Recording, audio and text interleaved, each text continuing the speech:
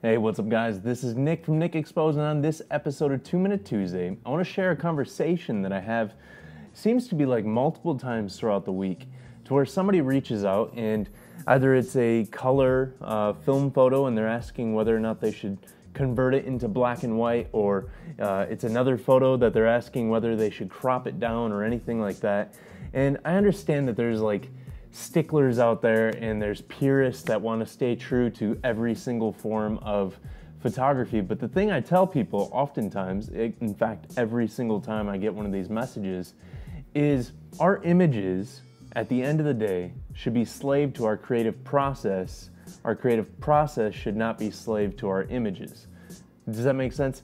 So when we're trying to decide whether or not we should do something, or even with our Instagram feeds, I get a lot of people that talk about, a lot of you guys have multiple different Instagram feeds because you think that you can't combine your feeds together to have your personal stuff and your film stuff. And you know, if you have a specific reason for that, then that's understandable. But if you just think that you can't do it because people come to expect a certain thing from one of your feeds and not the other or anything like that, our Instagram and our social media should always be dependent on our creative vision, not our creative vision dependent on our social media feeds. Does that make sense?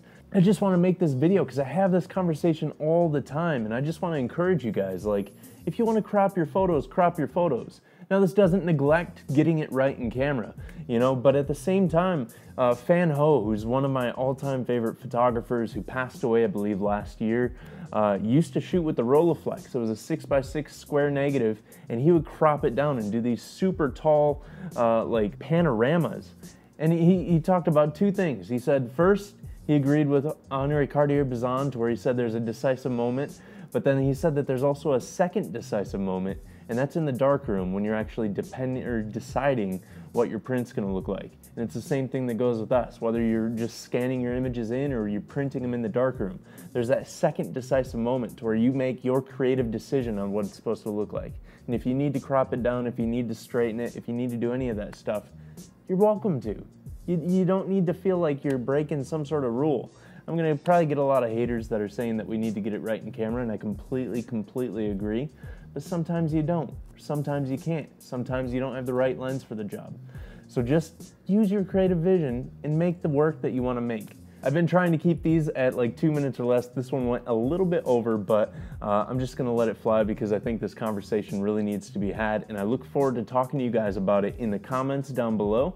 But then I'll also see you over, as always, at 5 p.m. Eastern Standard over on Instagram for Instagram Live, and I look forward to having that conversation with you over there.